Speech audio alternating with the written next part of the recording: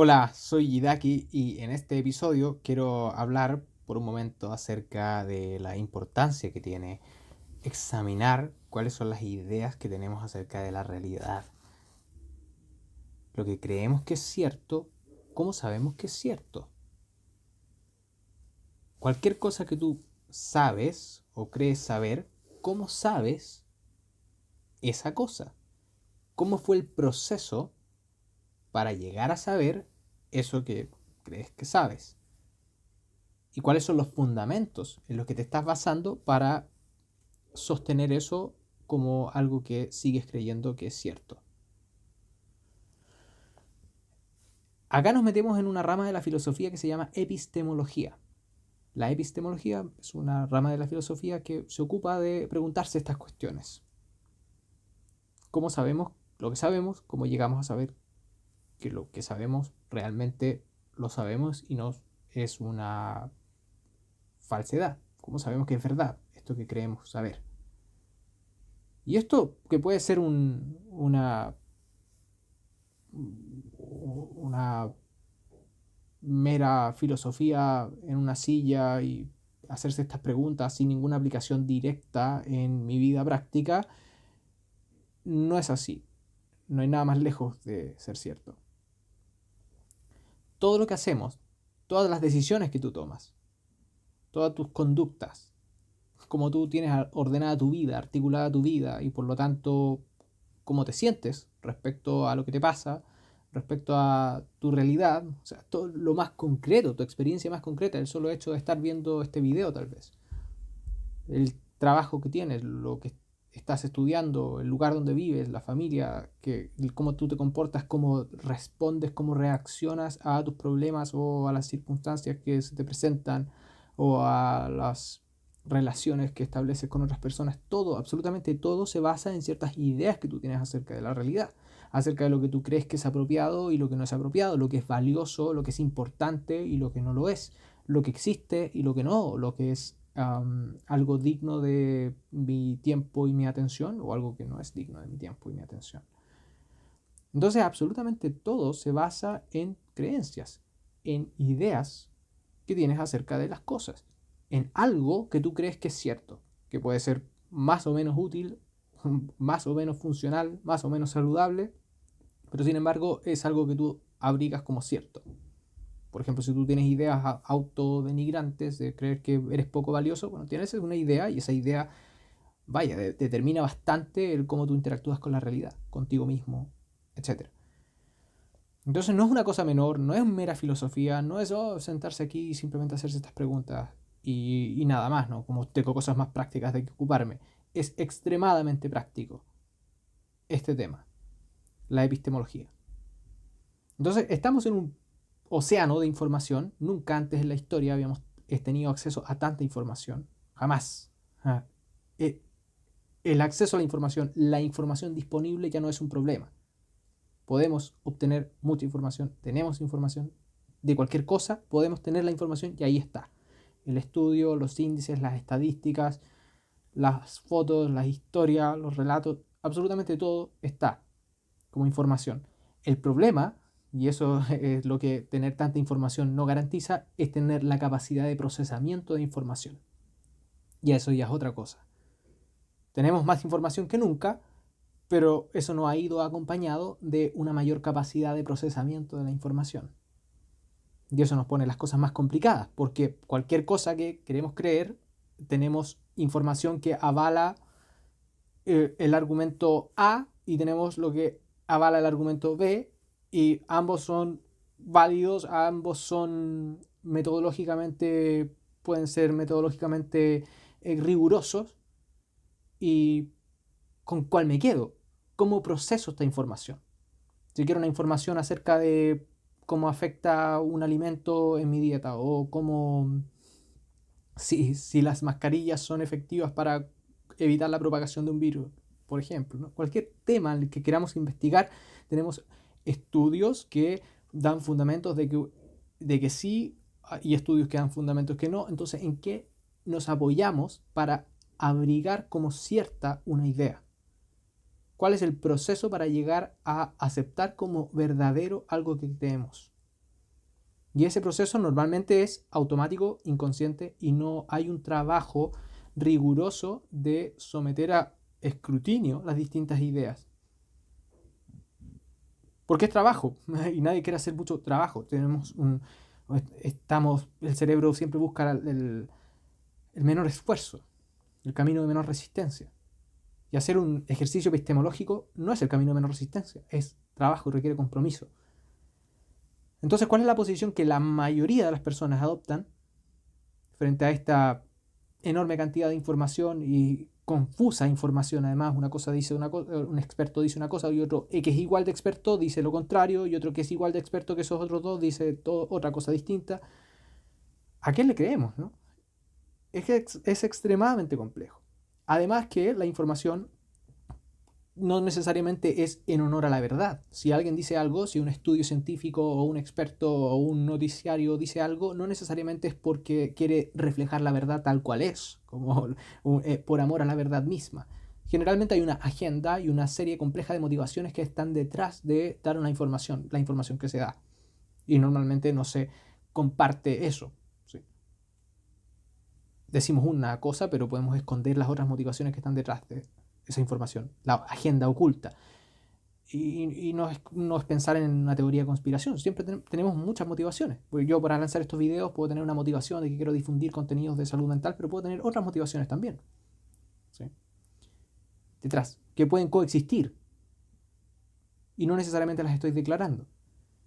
Y asimismo, un estudio científico puede publicarse, pero puede haber motivaciones de todo tipo, ¿no? Políticas, económicas, institucionales, de ego, de prestigio, búsqueda de reconocimiento, etc. Muchas motivaciones complejas que pueden estar detrás de eso.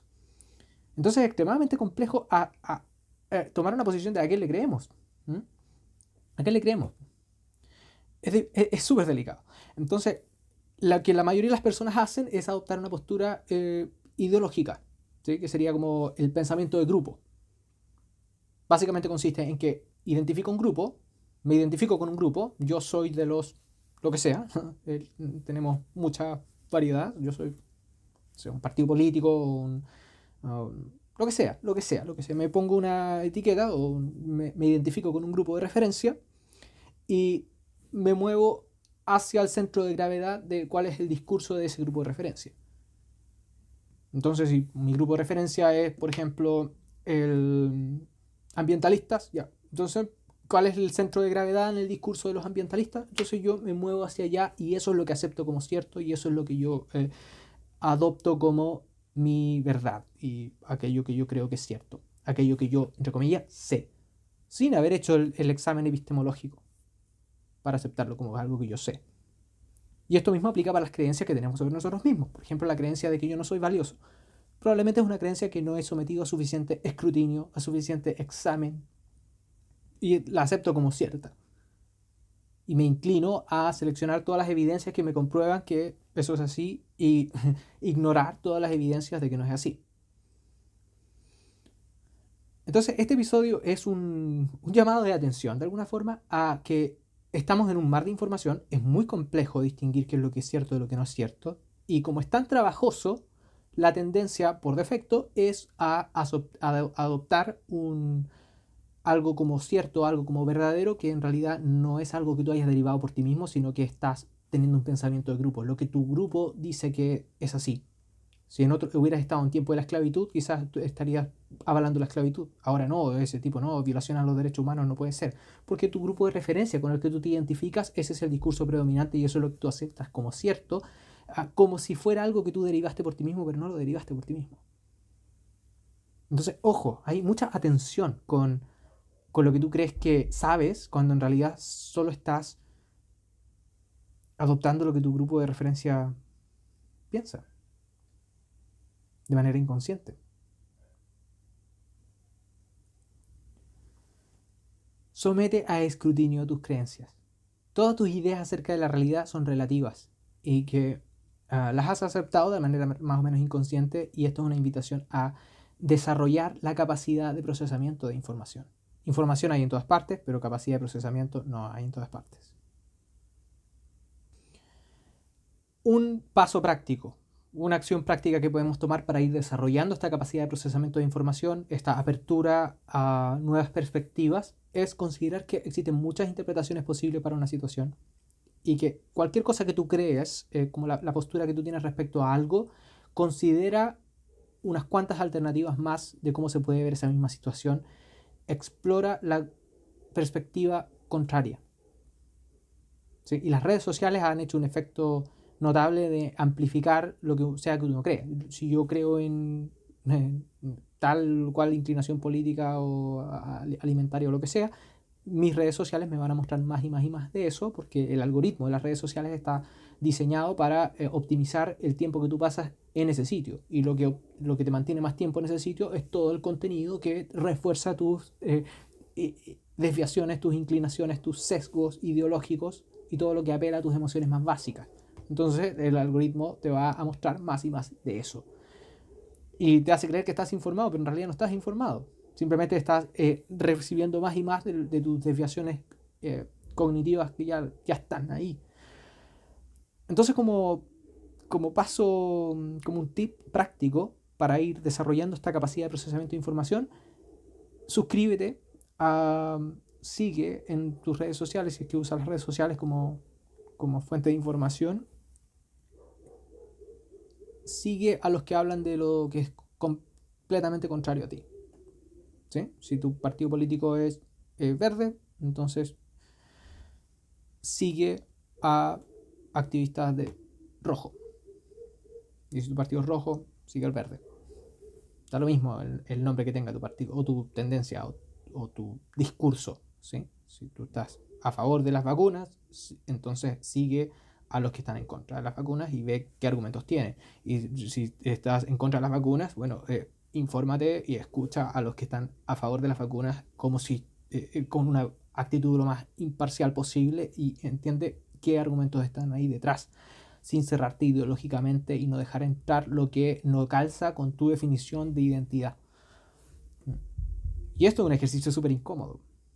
Es mucho más cómodo y más agradable tener reconfirmada una y otra vez mis propias posturas ideológicas.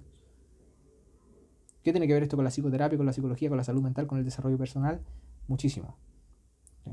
La capacidad de hacer esta abstracción, de ir más allá de tus propios sesgos y de considerar la perspectiva contraria, distinta a la tuya, relativizar tus propias creencias, cuestionar, quizás en realidad no sé tanto esto, esta creencia que yo tengo y que creo que es tan cierta, tal vez no es tan así.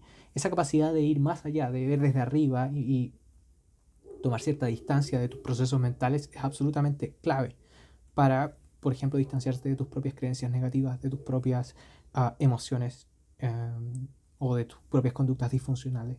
Esta capacidad de ver desde arriba es absolutamente fundamental, que es lo que también se desarrolla a través de las prácticas de meditación. Así que, bueno, espero que este episodio sea útil para ti, que haya despertado una cierta inquietud y vamos a tener más de epistemología y de cómo ir desarmando, relativizando creencias que pueden ser muy disfuncionales a la larga.